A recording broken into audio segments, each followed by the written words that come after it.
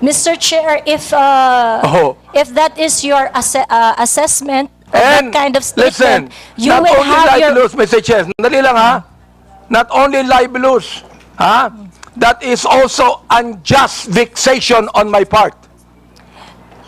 May I respond, Mr. Chair? Go ahead. Okay, Mr. Chair, if you think that you are violated by my exercise of my freedom, you would have your right and No, be no, in court Mr. Chair, so that, don't so worry. that the maliciousness of Mr. that Chair, statement don't can be worry. I'm sorted not out going in the to charge proper you in authority. court. Don't worry. I'm not going to charge you. If I charge you in court, matatalo ka eh. Pero hindi. Oo. Unjust vexation to. Alam niyo ba yon? Are you a lawyer or not? I am not a lawyer, Mr. Therefore, Chair. you should know this. The thing is this, pero wag kang mag-alala. Hindi ako magdidemanda sa'yo. Do you know why? You're not important to me. Alright? Ang dahilan lamang, kaya natin ginagawa ito, para magkaroon kami ng idea kung anong legislation ang nais naming gawin. Pero ikaw, you are not important to me. Alright? Oo. Thank you, Mr. Chair. Yan. Kaya, huwag kang mag-alala. Hindi ako kailanman magdidemanda sa'yo. Alright? Oh. Tumatawa ka pa eh. Thank you, Mr. Chair. Natatawa ka sa akin eh. No, Mr. Chair, I am expressing my gratitude, Mr. Chair. Ganun ba? Mr. Chair, tumatawa ka and you're expressing your gratitude by your sarcastic laughter? I am not laughing, Mr. Chair. It's just a natural smile, Mr. So Chair. gusto kong tanungin po, itong ating vloggers na ito, kayo po mga vlogger natin, do you agree with what Miss Joey Cruz said? Every one of you could be able to answer, if you agree. I have a lawyer there, Attorney Trixie.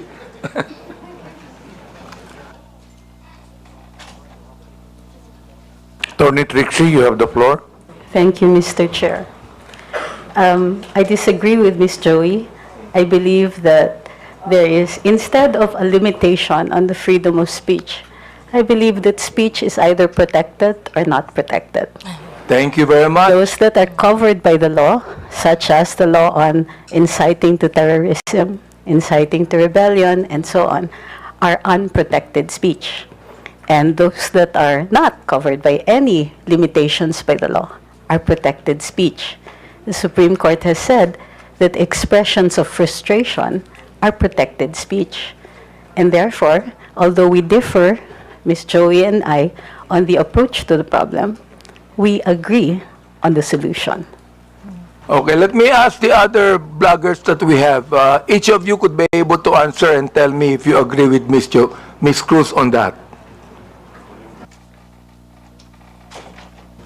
Your Honor, Mr. Chair, I am Dr. Mata. I'm a bit forgiving on those things sometimes, Mr. Chair, because sometimes people are so expressive that we tend to say things. Then I could cite, Mr. Chair, your example on the last hearing. You mentioned something as well.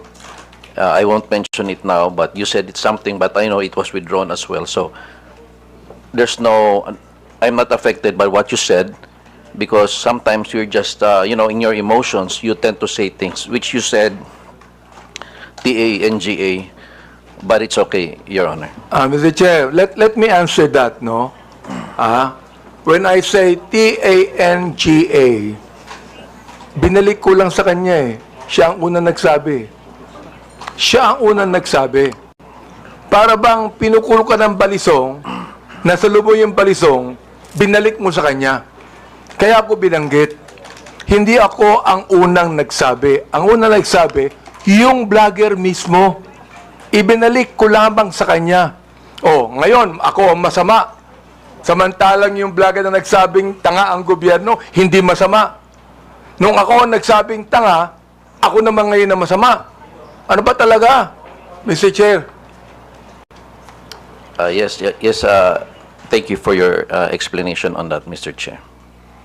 Mr. Chair.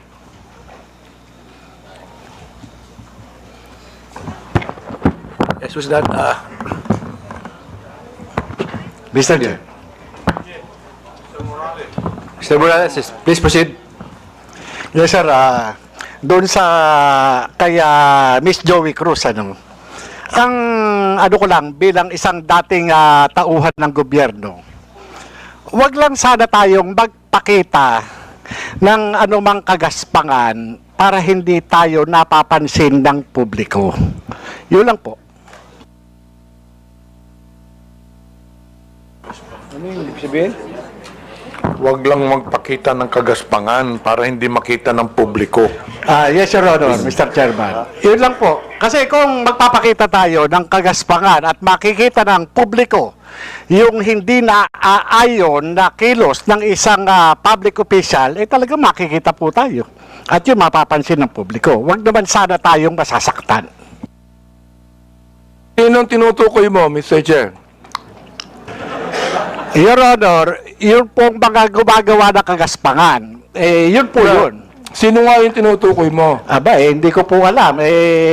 Siguro po, maaaring kayo po, Your Honor, mawalang galang na po, nasa inyo po yun kung sino po yung mapapatungkulan nun. Mr. Chair,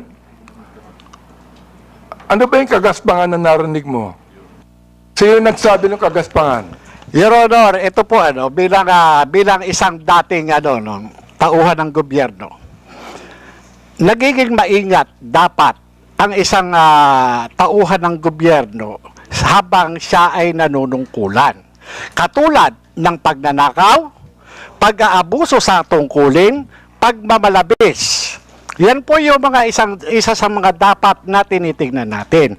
At kung tayo man ay tauhan ng gobyerno, dapat ginagampanan natin ng buong husay, buong giting, tulad ng mga alagad ng batas na handang ialay ang sarili niyang buhay para lamang doon sa sinumpaang tungkulin. Mr. Chairman, Your Mr. Honor. Chair, tama yung binanggit ni ni Mr.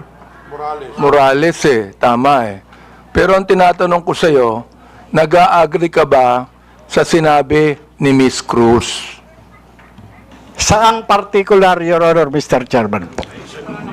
Hindi ka pa na nakikinig sa akin Bira naman buhay ito. Pagpaumanhin niyo po, Your Honor, at nangati po yung aking binti, maaring hindi ko po Wala kang napansin. karapatang magsalita kung hindi mo narinig lahat ng mga sinabi. Iyon pong narinig ko. Very clear Meron po akong narinig. Very clear, Mr. Chair, ang sinabi ko. Kanina, pinag-uusapan natin yung lahat ng mga binanggit ni Miss Cruz. And I'm asking you now, kayong mga vlogger, oo, mga objective naman kayo, di ba? Ano ang palagay nyo rito? Palagay nyo ba na itong malicious, ito ulitin ko para malaman mo, itong malicious, profanities, at insults, accusation, na ibinigay po ni Miss Cruz, ay kasama po yan sa tinatawag nating protected discourse o kaya naman healthy discourse or freedom of expression. Yun po pinoprotektahan ng batas. Ito po yung pong opinion o saloobin ng isang mamamayang Pilipino patungkol doon po sa pagkukulang ng isang public officer. Yun po hindi pinoprotektahan ng batas. Ito po yung pag-iingganyo ng paggawa ng illegal o labag sa batas. Yung Yun po. pagkukulang, Mr. Chair, kung walang ginawang illegal, may karapatan ba siya? Kung walang ginawang illegal, Your Honor, depende po Depende po sa napapansin at kung Ilang, po sa nagbibigay ng opinion, Your Honor. Miss Joey, meron po ba akong ginawang illegal? Meron po ba? Nothing that I said in the Yun, vlog. wala akong ginawang illegal. Meron ba akong ginawang immoral? There are things that I may not agree. You because may of not agree, differences. that's fine Yeah, with me. Yeah. Pero ang tinatanong ko, meron ba akong ginawang immoral? Differences I in agree values, that there Your are Honor. some things that you Differences do in- not agree. Okay lang yun sa Differences in akin. values, Your Honor. Di ba? Pero wala akong ginawang immoral o illegal. You said that yourself. So therefore, anong ibig sabihin ng profanities, insults, and malicious accusations you gave to me? Yun ang tinatanong ko. Ha? May I answer, Your Yes, Honor? go ahead. Okay. First of all, Your Honor, I would just like to take exception once again that I never agreed to anything, any statement that is malicious as part of freedom of speech. It's not. What I said are not malicious. Those are observation on my end, and the profanity is part of part of my expression of discontentment, disgust, because my expectation for a public officer is not Therefore, met. Mr. Chair, when you're saying that a public official who is not doing anything illegal or immoral, and you said something malicious, insult and profanities, Again, that is your observation. And you have the right to say that. Again, Mr. Chair, I am taking exception on the malicious statement. My statements are not malicious because my statements are always pertaining to the exercise of the public duty of the officer I am responding to So or therefore, when you said reacting to. gago, that is not malicious. That is not malicious, Mr. Chair. Ah, okay. That is not malicious, ha? Yes, Mr. Chair. Oo. Pero ako, Miss Cruz, kahit kailan, hindi naman kita kilala, hindi ko alam ang ginagawa mo, wala akong karapatang tawagin kitang gago. And I respect your opinion, Mr. Chair. Not my opinion. That is my belief. I respect your belief, Mr. Iba Chair. yung belief. Okay. I'd like to ask the other vlogger if they agree with Miss Joey on that. Una po, I agree po na this is not malicious kasi na-establish na po na hindi po namin kayo kilala personally. And kung sabihin namin mahal namin kayo, it is because of your work as public official. Hindi po ibig sabihin mahal po namin kayo bilang kung ano pa man, malisyoso. And when we say we don't like what you are doing, it is also not malicious. It pertains to your job as a government official. So I think magkaiba din po kasi yung sukatan sa public official and also private citizen. So, I think it's important for us to understand the difference of and the limitation doon sa public official and sa private citizen. And I agree po. Lahat po ng sinasabi namin sa inyo, because we don't know you personally, are not malicious. It's not personal. It's about your job lang po. Sometimes, Mr. Chair, I'm not onion-skinned, ayan, kilala ako ni Congressman Glenn. Oh, kaibigan ko yan. I'm not onion-skinned. Ang ibinabagit lamang natin dito is how do we limit this? How do we regulate this? Yun ang aming inaanong batas. How do we regulate this kind of statements? Na masyadong personal to eh. Diba? Hindi ko na nga pinapansin eh. Oo. Kung hindi lang binigay sa akin itong mga bagay na sinabi, makikita ko ba to? Hindi ko nakita to eh, Miss Joey Cruz eh. I don't even care about that anymore. Hindi ako apektado dito eh. Hindi ba? The thing is this, kayo makakatulong sa amin for us to be able to craft a better legislation to what? To tell you that the freedom of expression is not absolute. Yun ang nais naming sabihin dito. Oh, so yung the rest of the vloggers, if yes, Attorney Glenn, go ahead. Thank you, Mr. Chair.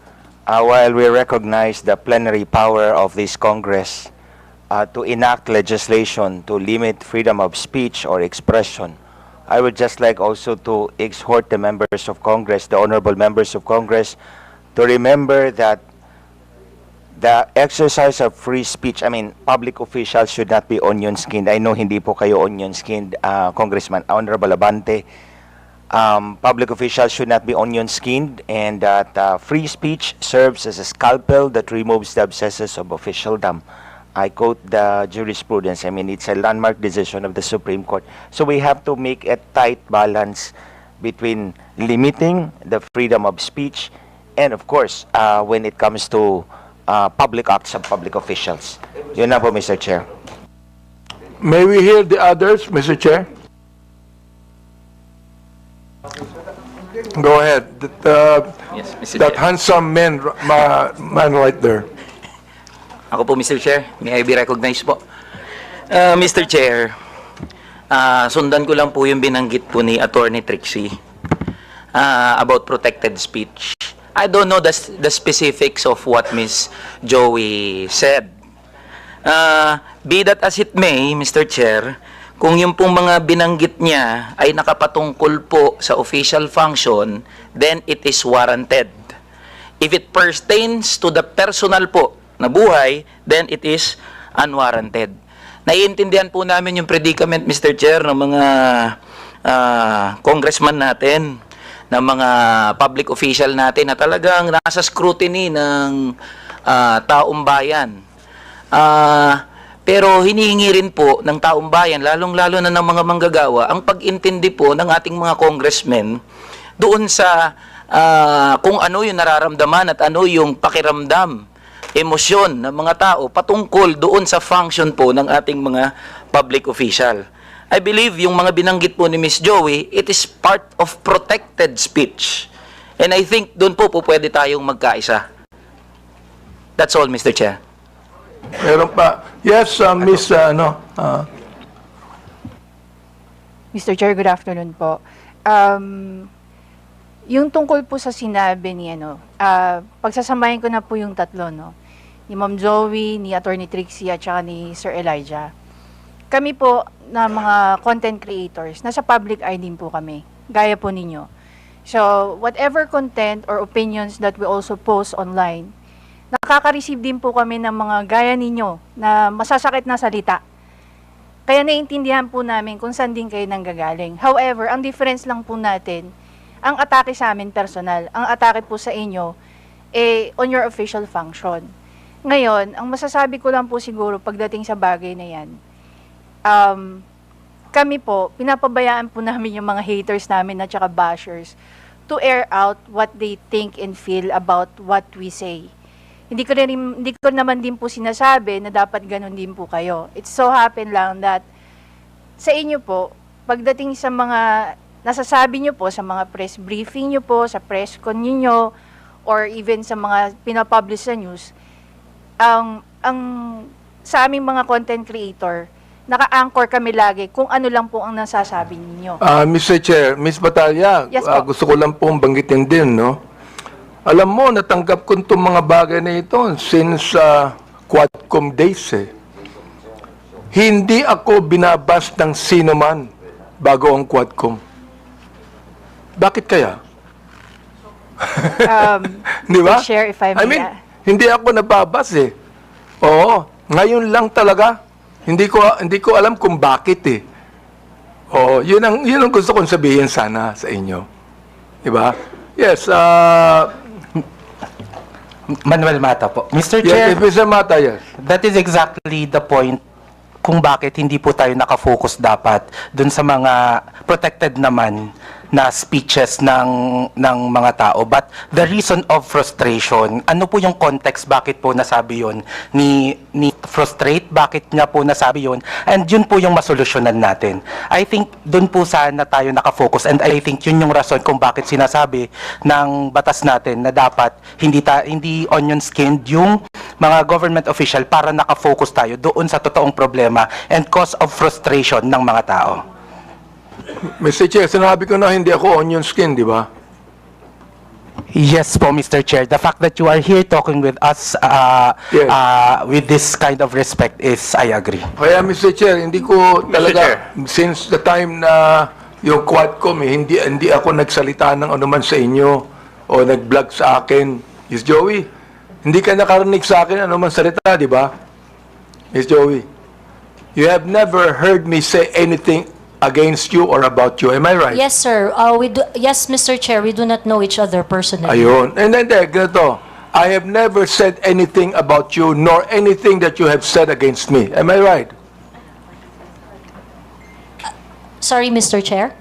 I have never said anything about you or anything against you, even if you said something against me. Am I right? That is correct, Mr. Chair. Yun ang gusto kong sabihin sa inyo.